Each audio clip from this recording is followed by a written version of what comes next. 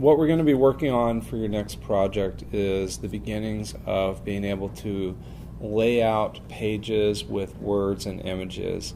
And it's not that I expect you all to become graphic designers. It's that I expect you to understand what a graphic designer's limitations and what they work with and how they lay out a page, so that you understand the relationship between photography and a page layout. And the photo stories that we shoot for print media is going to be different than the photo stories that we shoot for multimedia and web-based media. Okay, so I'm going to put a demo together based upon a story that I've written, and the assignment asks you to develop a 1,000-word script, or a 1,000-word written story. About 500 words will fit on a typical 8.5 by 11 page with images. So we want a 2-page magazine spread. We need about 1,000 words to accomplish that. And you'll notice that in magazine publications, if you look at a writer's market, you will see that they have an average word count for the article, and what they pay is based upon number of words, and they expect a certain number of words. But you'll notice, here's my story, and I have 1,100 words, give or take. So just over 1,000 words, close enough for our purposes, right? So the first thing is to write the story. The second thing is to find the graphics that are going to go with this. In this case, what are the photos that are going to go with it?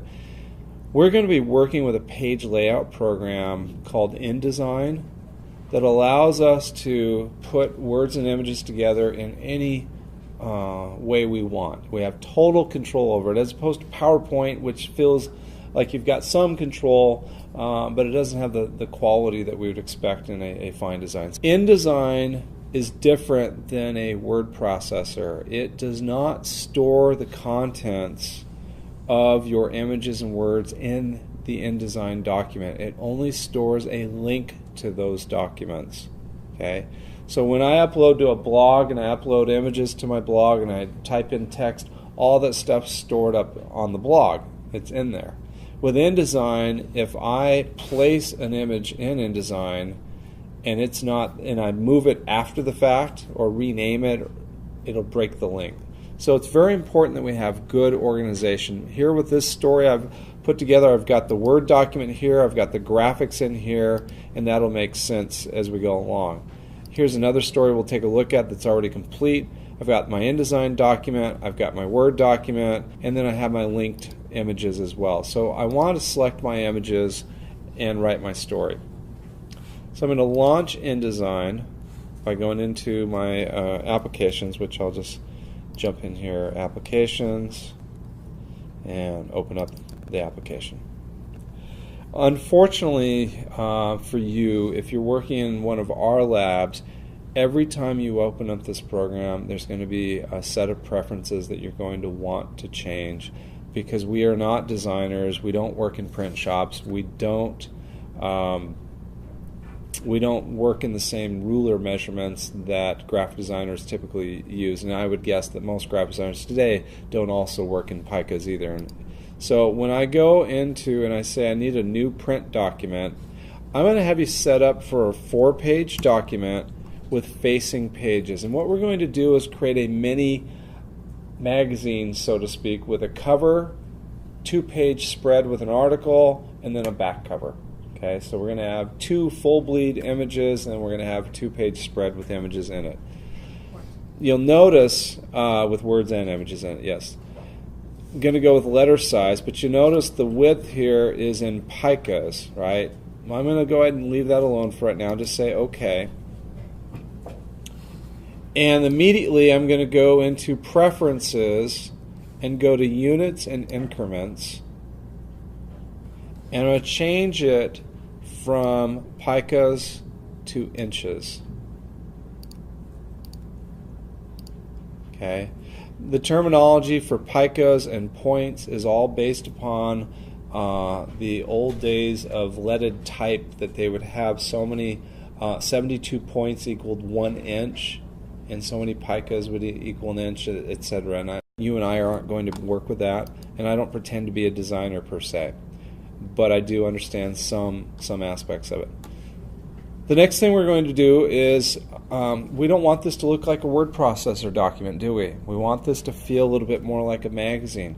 So I'm going to, I've got my pages over here. Here's my cover page. I'm going to go to my second and third page, and let me just kind of zoom out so we can see it all. And I'm going to select Layout, Margins and Columns, and I'm going to change the number of columns to 2.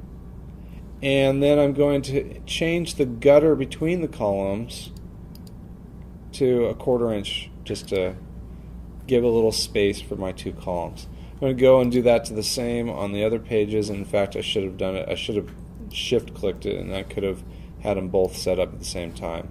So I'll just go into Margins and Columns, change this to 2, and a gutter of 1/4 inch. Okay. Now, we've got our Word document here, and the nice thing about it is I can go through and do some spell checking, go, oh, I have a double and in there, and I'll just go through and look.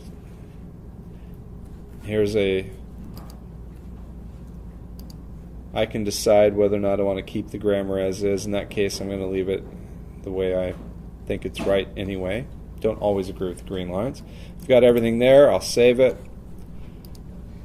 Now, before I bring in the words, I actually recommend that we lay out our page with image boxes. So in InDesign, we have what's called the rectangle frame tool, which is simply a placeholder for images that I can bring across. And I'm going to lay out with one dominant image, and then I'm going to lay out a couple of in-column images. And in fact, I'll go ahead and just do those 2 to begin with, and I'll go ahead and place my image, my first image. So to place an image, I go to File and Place. Notice the terminology, place image. File and Place.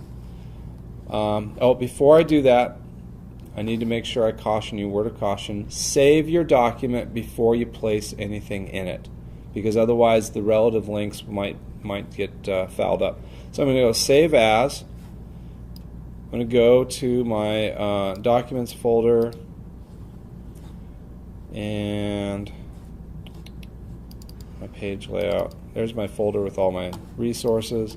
And I'm calling this story Thank You Bill. So that's what I'm going to call my document. Okay, I've got that saved in there. Now I'm going to go to File and Place, go into my graphics, and I'm going to find an appropriate image. And like I talked about on the blog, sometimes the detail shot is the most powerful image. In this case, I'm going to go ahead and place this image. Okay, and then I want to see something. You'll notice that the image doesn't, there's more to the image than what the frame allowed. I've got a couple of options when I'm working with photos inside of a rectangle frame. I can go to Object and Fitting, and I can say Fill Frame Proportionally, and that will fill the frame as close as it can to the full proportion. I still don't see everything in there.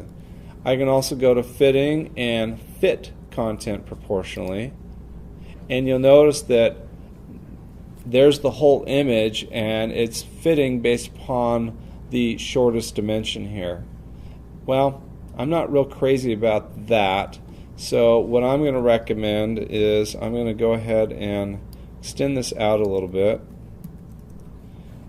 And oh, by the way, if I double click on the image, I can recompose it within that frame manually. And if I make it larger, I now have room to adjust that image down.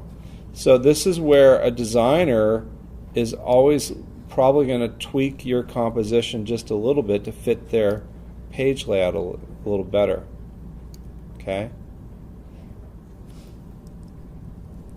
And I wanted to see, is there anything more to that hand? There really isn't. So I'm just going to go ahead and just pull this up here.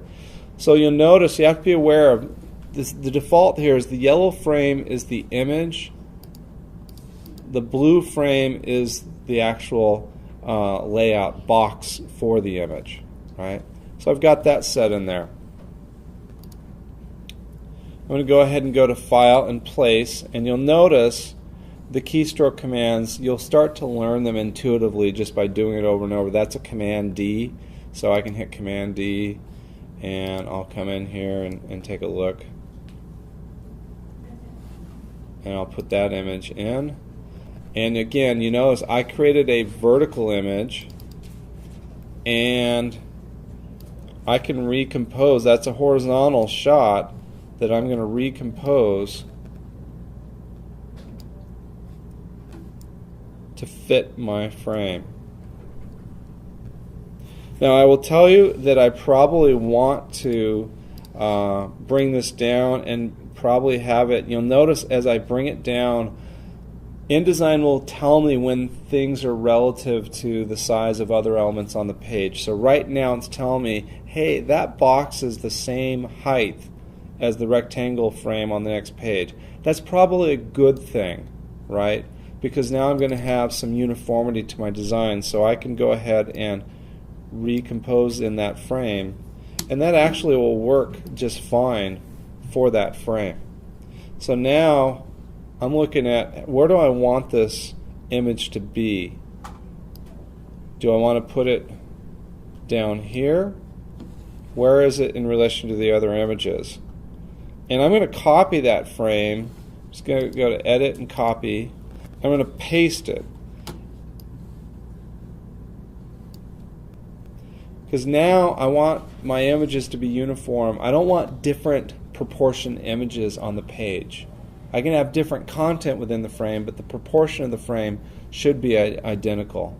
So now I'll just come in here and I'll replace that image with a different image. And I'll go, oh, okay, there's that one, right? Yeah. I'll double click on it and I'll move this over because I don't need that much of the hand. It's another detail shot. Okay.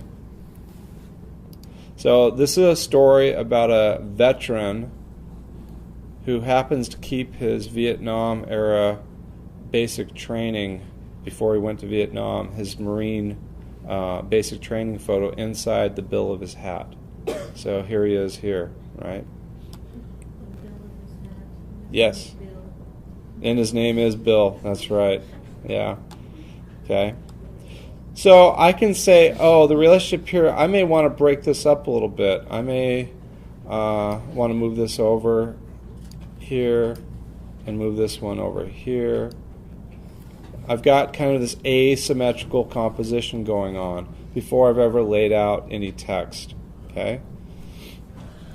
I'll go to the front cover, and I'm going to go ahead and use my rectangle frame. And I'm not worried about print specifications. If I were doing full bleed print, we would actually change this layout just a little bit. I'll show you that in just a moment, but for now, we're doing this for just an exercise. I've laid out my frame. I'm going to go to Command D, Place, and I'm going to put this image in. I'm going to zoom out so I can see that's a pretty big file.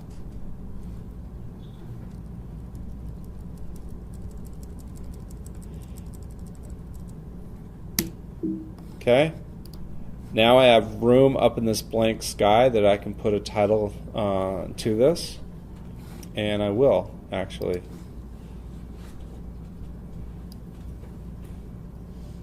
I'm going to grab a text tool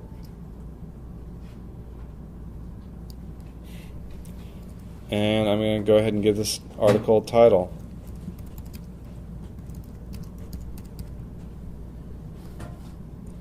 Can't see anything at that size. I'll zoom in. Command plus and Command minus are the standard keystroke commands for zooming in and out. So I'm going to select an appropriate typeface here. For readability's sake, we typically, for commercial advertising and our logo, I might use a sans serif font. For readability and for a little bit of a nostalgia, I'll probably go ahead and use a typeface that's more legible for, I'm going to use a serif typeface for readability.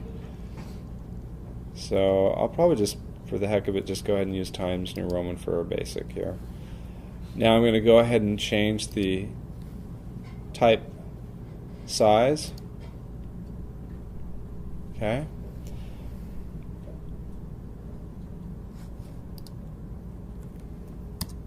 And then I'll just put in small type Photos and Story by Ira Gardner. And now I've got this thing here where that large font looks squished up with the line underneath it. So I'm going to actually go ahead and extend this out. This is the leading, is the space between lines. There's two terms that we're going to be dealing with. We're going to deal with leading and we're going to deal with tracking. So I'm going to just make that look about right.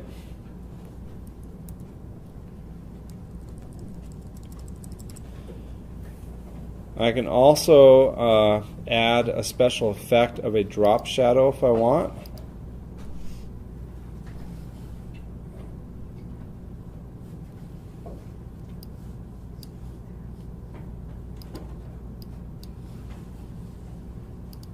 And I like to bring the distance pretty close to it. And now I may want to think about, maybe I want this to be white with black outline. And then maybe I should make that a separate type box without a drop shadow. So I'll just cut that out actually as I think about this.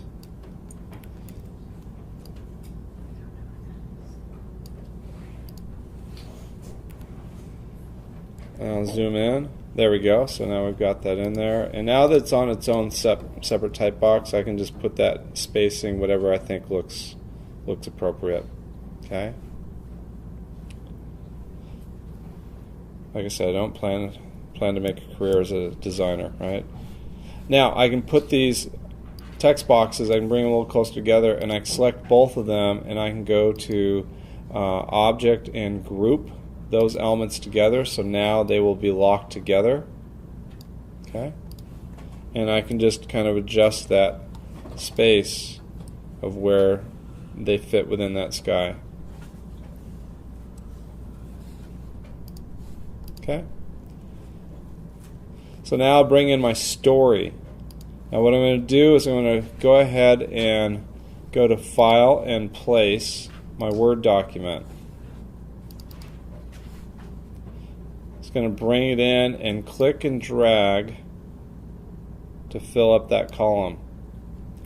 Now I see there's a red plus sign that says there's more text, and I'll go ahead and bring that over, and I'll keep bringing that over.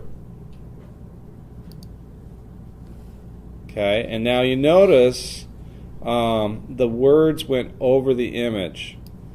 I'm going to do something about that real quick. I'm going to go ahead and click on the photo frame, and up in here is the text wrap option. Right now it's set to just no text wrap. Here I'll have it wrap around the image so that even if I bring this column of text down, the text won't go over the top. I'm going to go ahead and set that for here, and go ahead and bring the last column over. Okay. Now I've got still some overset text, and what I'm going to do is I'm going to get rid of some of the extra spacing in here. Okay. And also I'm going to go ahead and bring these columns down a little bit, and you notice they're staying pretty balanced together. So I have room for captions. So I'll bring this down.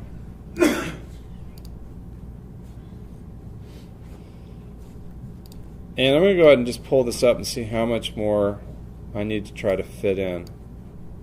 Quite a bit, actually. Yeah. Oh, you know what? I think I don't have any more words, but I had a lot of spaces. So I can deal with that by going to Edit and Edit in Story Editor, and the Story Editor will show me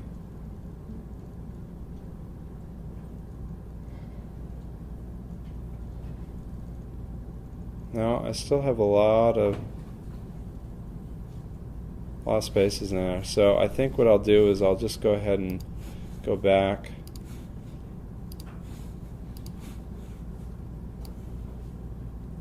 And I'll just throw this on the back page here a little bit. And I'm going to select all. And part of the problem is my typeface is defaulting to an odd size. Most type for a magazine is going to be in the 12-point range. Okay. And then I've got a lot of extra paragraph returns in there, and I also have some leading that I can play with to bring some of that in. So you can see some of the challenge that I have is I may have to shrink up this image. I might just go ahead and bring it over, make it a single column image. Oops. Oh. I need to bring the column of the. There we go. So I'll just have to relay this out a little bit, real quick.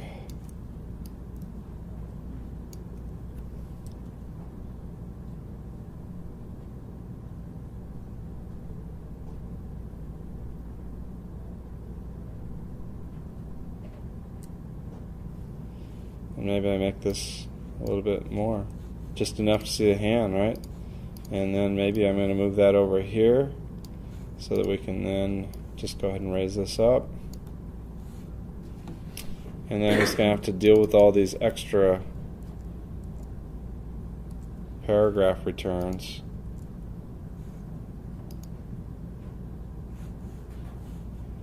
Okay, and then now I've got plenty of room. I'll have to increase the leading just a little bit. And I've got one widow here. By the way, we call these widows and orphans when I have just one or two words at the bottom here. We generally want to try to fit that together. So I'm going to pull that up. Just get rid of some of those carriage returns in here. Now I've got everything down there. But I'm still going to have some issues because I need to go ahead and inside here just put sort of a headline here.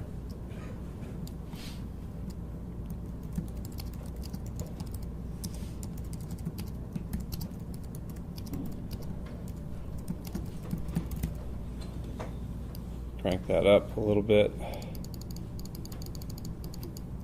I tend to center the headlines a little bit, so just like a word processor. And need to make sure we have consistency with our typeface.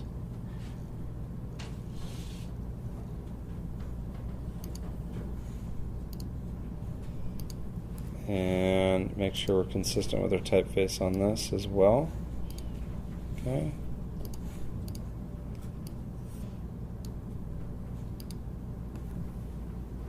Okay, so now I've got to go in and start tweaking this out just a little bit. So instead of bringing that down, I'm just going to manually bring that down a little bit.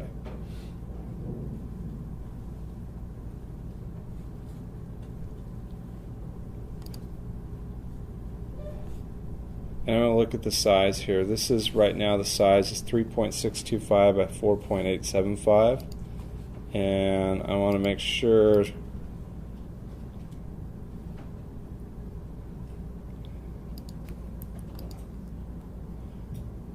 3 points. Yeah, so they're all the same size. That's good. I've got that down just a little bit.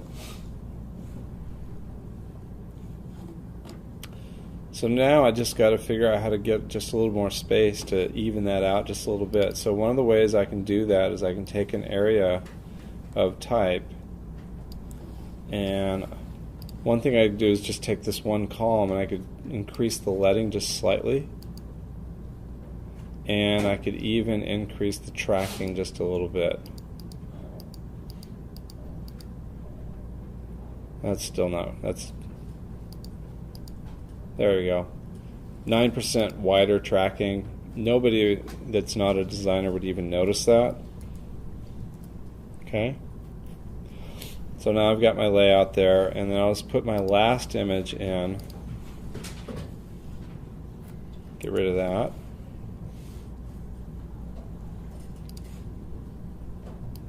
Layout is like a puzzle. Just getting the pieces to fit together, and you always have to make compromises. So I'm going to go ahead and zoom in so we can see this. And I've got an image in here that I'll just go ahead, I need to get the original image on this.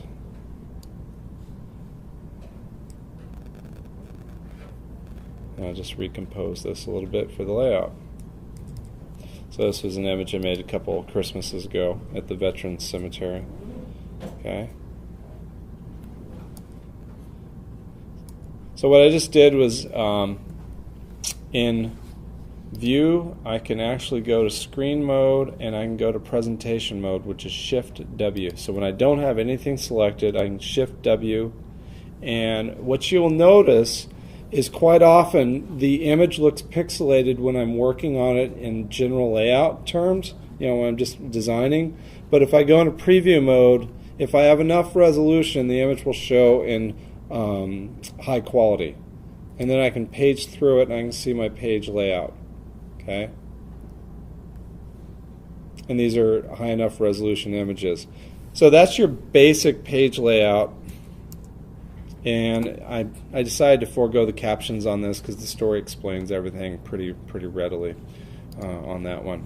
I'm going to go ahead and show you another story that I've done, and it actually only has 500 words in it, and it's a profile piece, and I want to show you the writing, kind of the step-by-step writing exercise that I went through for this.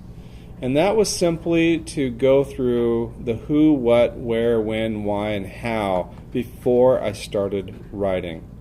And if you pay attention to the video tutorials that Ira Glass puts out, storytelling isn't that difficult if you just describe what it is that's taking place. And so I just kind of went through, put this together, and I actually start with the truth, which is what drew my attention. I saw the word cafe on the side of a parked motorcycle with dropped handlebars and wondered what it meant.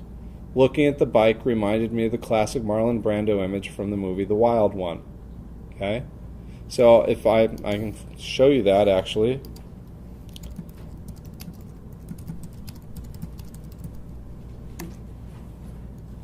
So I saw this image. I saw this bike, and that's what came to mind. And that's how we work as photographers. We see something, make an association, and decide to do something about it. In this case, I met Chris Carroll and did a photo shoot with him, and then did a layout. Now this is an interesting layout in that I don't have a lot of images. And what was interesting, though, was finding out that cafe racers have their, the term is a term from England.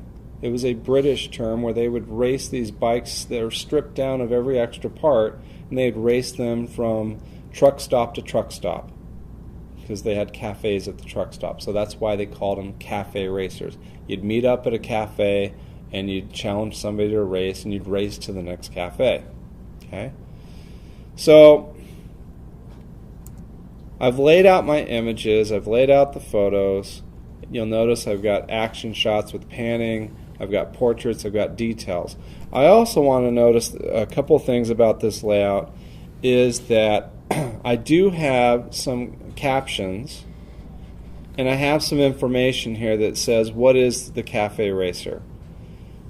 And the reason I have it designed like this, if I were doing kind of this non-fiction magazine layout, I have to allow the viewer to drill down to the information. The days of somebody patiently reading through the whole article and then deciding if they like it or not are over.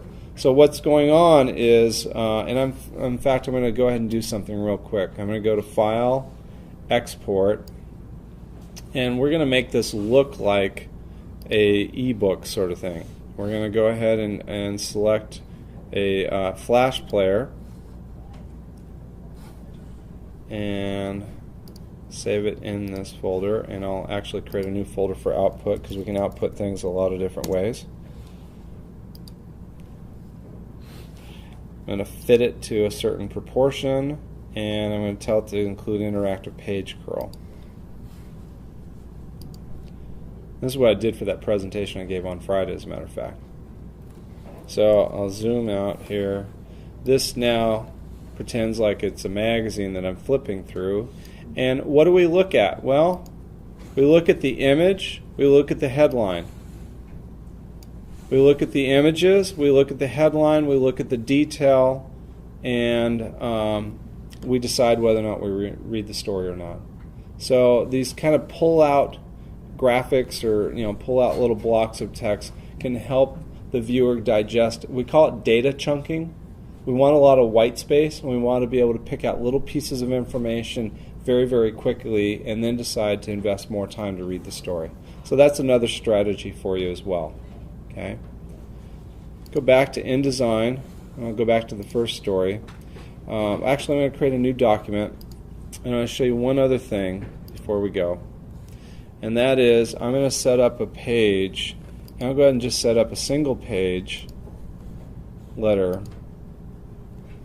And I'm going to put a couple of images on here.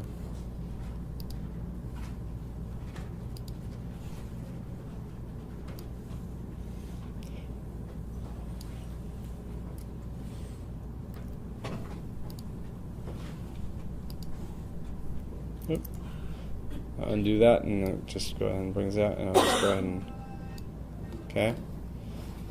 Now, I want to pretend this is a portfolio page layout. Go ahead and put this in here. Okay. I can now export this as a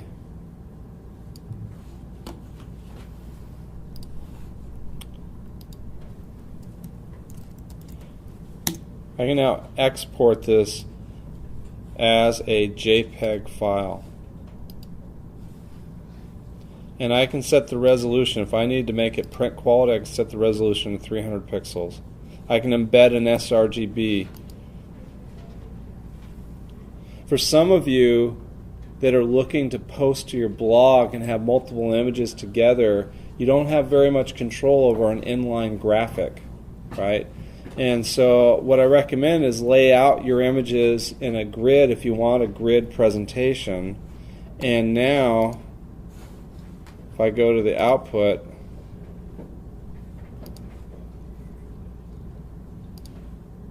I now have this JPEG file.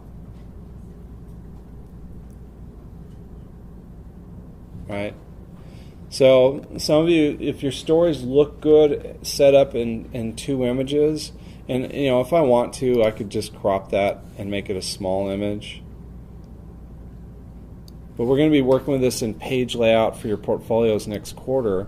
You're going to lay out your portfolio in InDesign and then export JPEGs, and now I could save that graphic. I could post that to my blog and have two images guaranteed to stay side by side, as opposed to being treated like an inline graphic where, depending on how the page width is, it moves things around on me. So I can control the look and feel. So I really want to point out how important it is that you get comfortable with this, right?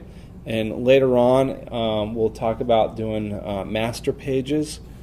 Master pages allow me, if I were to have a large document, I'll close this out.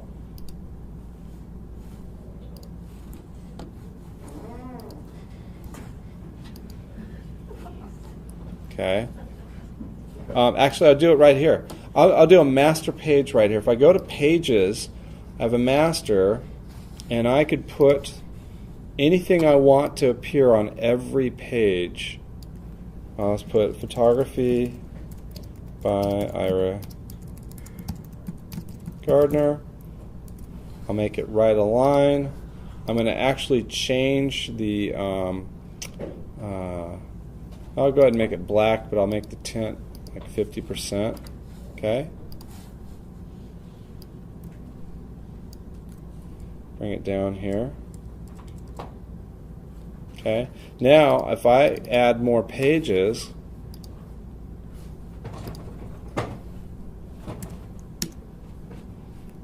and I'll go ahead and add those other images in here. By the way, once I have it in here, it's very easy to grab that whole frame, and you'll notice we'll get these magenta bars that tell me when I'm lined up center on the page. So now I'll go to my next page.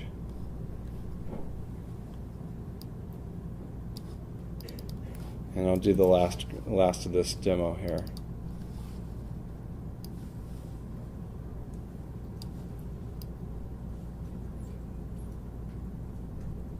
Boom. Okay. Now, when I do a preview, everything's in the same.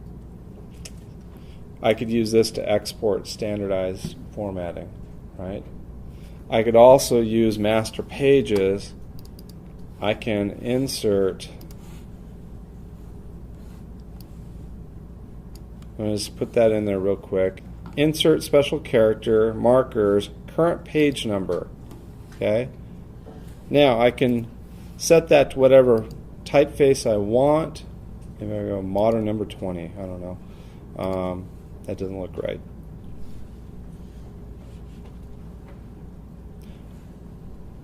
Go to my old standard there. And I can put that right aligned if I was wanting it there.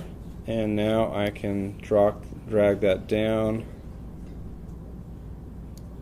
So whatever you do on the master one, it'll do it to all of them? It'll do it to all pages that have a master assigned to it, right?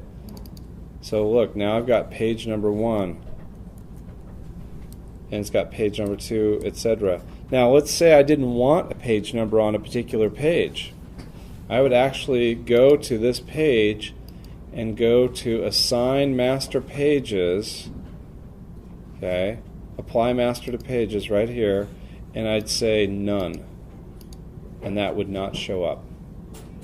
Okay, so I use master pages to save time on basic layouts and to do page numbering. Okay, any questions about that? All right, well, hopefully that gets you started in the right direction.